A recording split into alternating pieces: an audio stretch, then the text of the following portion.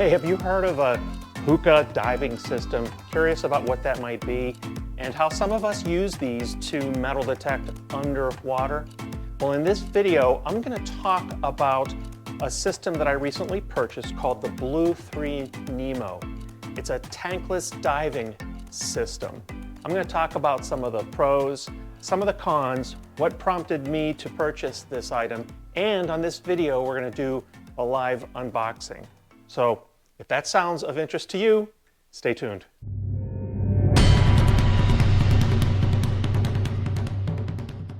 So for those of us that want to detect a little further offshore, maybe in waters deeper than 3-4 feet, well, what are our options? Well, we could perhaps snorkel or free dive, which I've seen some people do. We could, if you're certified like me, you could scuba dive. That entails renting some expensive equipment. But what if neither of those are attractive to you? Snorkeling kicks up a lot of dust. You can only hold your breath for so long. Scuba diving, well, it lets you get down to much deeper waters, right? It's very expensive to rent equipment. It's a hassle hauling that equipment from point A to point B. Well, another option is what some people call snuba diving. And it involves the use of what people refer to as Hookah systems or tankless diving systems. Wait a minute. Hookah. Isn't that one of those things you use to smoke tobacco and other items? And no, that's not the kind of thing we're talking about here. We're not talking about a smoking hookah. Hookah diving, also sometimes known as snuba diving, is ideal for someone who wants to explore underwater without the cumbersome gear of traditional scuba diving. With a hookah diving system, you get to explore with minimal interference in your range of motion. A hookah diving system, sometimes called tankless diving systems, they are known as surface-supplied air mechanisms. It's a great way to move up to traditional scuba diving after you've mastered snorkeling. It mixes the ease and freedom of snorkeling with the underwater breathing capabilities of scuba.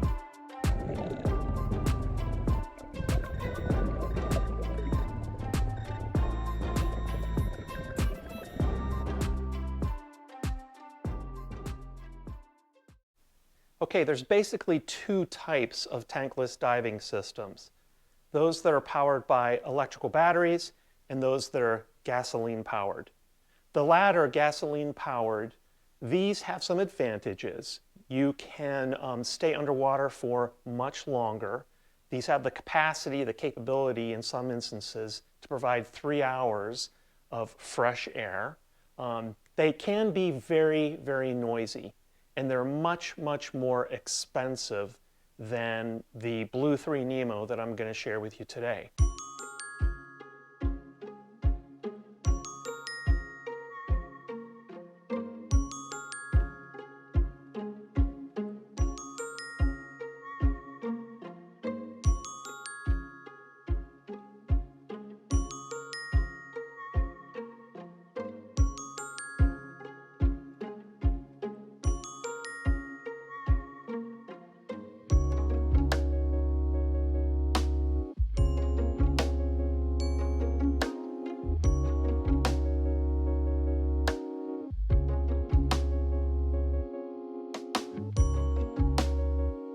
One thing to note, this is the price for the base unit that includes one battery. Additional batteries do cost extra, but are available. All right, so hopefully that tells you a little bit about what the Blue3 Nemo is, a tankless diving system, what prompted me to purchase it, and how about we take a look at it. I have had this thing sitting here for about 3 weeks waiting for the time to make this video, and I'm itching to see what's inside, so let's take a look. All right, this is the shipping box. This is how the Nemo arrives.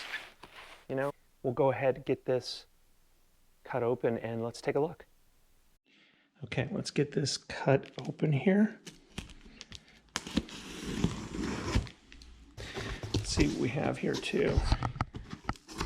I'm doing this one-handed. I cannot locate my filming harness, so As you can see here, I'm going to be using one hand. Okay, now look at this. This is wonderful. Everything actually comes inside of the backpack. This is the version 2 backpack that I had mentioned. Okay, the earlier version, hey, it wasn't bad. It was more like a sack, in my opinion. I do like this. Very, very sturdy. You can kind of see the quality here. I can already tell. This is a really nice backpack. This is intended to hold the fins on the side. I know that. Probably a water bottle and padded shoulder straps. Let's go ahead, open this up here. You're seeing this, folks, live, just like I am here. This is the inside. So again, this is our diver down flag that I was referring to. 2 types of flags in here, depending upon the region and locality. And this also serves as the snorkeling tube. So the actual tube right here hooks up to this. So the actual air is coming in from the top of this, as you'll see here. So this is going to be obviously some literature that I'm going to want to read. Okay, very good. About the Blue3 Nemo. Very easy to assemble from what I have seen. What we have here, this is the tube, the inflatable tube. It takes about 5 breaths. That's what I've seen on the videos to inflate this. You do this with your mouth. Some people complain that, hey, it's surprising the compressor won't blow this up for you. It's so easy, folks. I don't think it's a big deal. 5 puffs of air, and that thing is inflated. Prior to diving, all users must read and understand the user's manual. Absolutely. Complete that online fitness course and training course, and then warranty information there as well. Okay, so I also like this right here. So I can see that the compressor unit itself, this is the item here with the handle, is actually well secured inside of the backpack here with those straps. Get an idea here, not terribly heavy. So that's the compressor unit itself with the hose attached to it. This is actually where we're going to go ahead later and install our snorkeling tube, and that also holds our diver down flag, right? And there's a cork for when that's not in use. I'm pretty sure these are my 2 batteries right here. Battery number 1, battery number 2. Let's open one of those up and take a look at them. Okay, here's what the battery looks like. These batteries, I know, come with a detachable dust cover. So this dust cover rotates off, okay? This you don't want to lose. This you want to store in one of those zippered pouches here in the backpack. But this is actually where the battery hooks up here to the device. I believe this is a power indicator, that's right, that will alert you visually as to whether or not there is power in there. And folks, I'm very certain that while this whole unit is designed to be in a carry-on baggage, if you're traveling, right, it will meet carry-on sizes. If by chance you decide to check this, these guys, these lithium-ion batteries must not be in your checked baggage. These have to be in carry-on, okay? And similar with the lithium batteries, lithium-ion batteries in your detectors.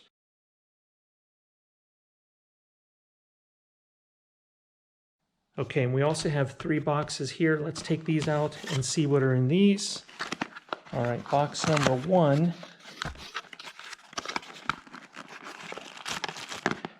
This is going to be my charging unit here with my electrical cable. So not too dissimilar to a computer, right? This is what I'm going to use to charge my battery. The 2 batteries that I have purchased, that was what was in box number 1. Oh, this is a nice surprise, box number 2. So I actually am receiving a charging unit for each of those batteries. So what I like about that is I can charge both of those batteries at the same time. I don't need to do them in serial fashion. So with each battery that I've purchased, I've received a charging unit.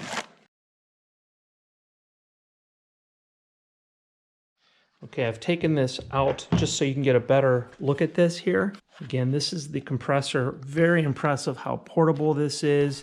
If you can't tell, this material right here, okay, itself, I'm sure is, it's a buoyant material. So this, along with that outer green inner tube of sorts, is what helps this thing float. This is my breathing hose and the smart regulator right here, the smart regulator. I don't know if any of you grew up watching Lloyd Bridges in Sea Hunt, but that's what prompted me to become interested in diving, and what prompted me to actually eventually get my PADI certification, Sea Hunt.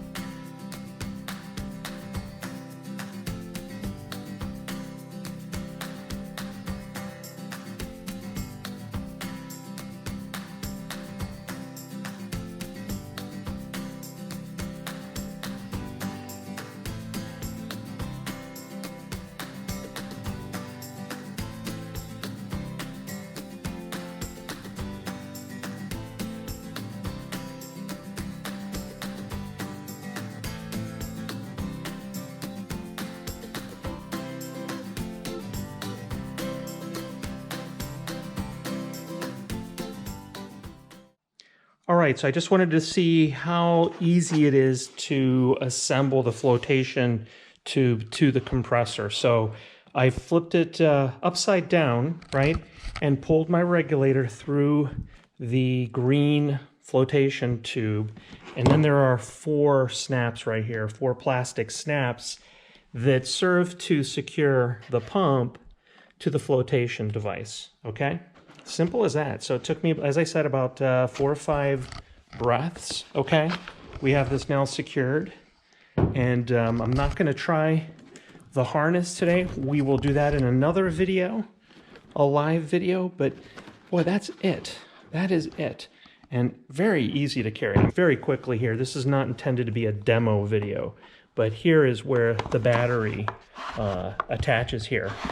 Looks pretty easy. I mean, it slides right in there, and the 2 pins, of course, have to be matched up here. The dust cover needs to be taken off and screwed on. That's it. It's as simple as that. So exchanging these things doesn't look like, it requires much effort.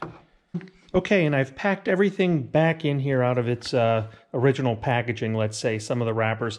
I've left my charging units in the box. I have my 3 batteries, 1 in the unit, 2 here. This is the buoyancy device. I also purchased a separate weight belt, and there is space in here to include that.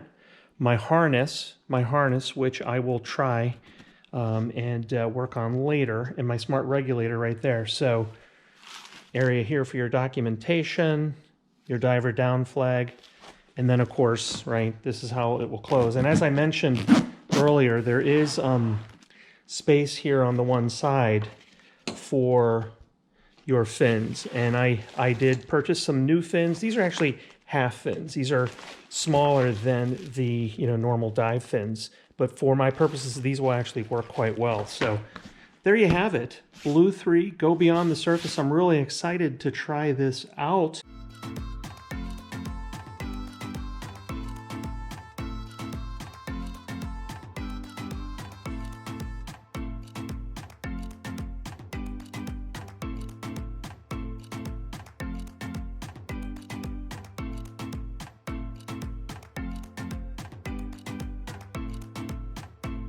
Folks, I hope this video was helpful for you. I'm obviously excited to learn how to use this and to give it a try. So look forward to some videos coming with me using this in the water. But if you think this video would be helpful for somebody else who's interested in this, please like, share, and also maybe subscribe.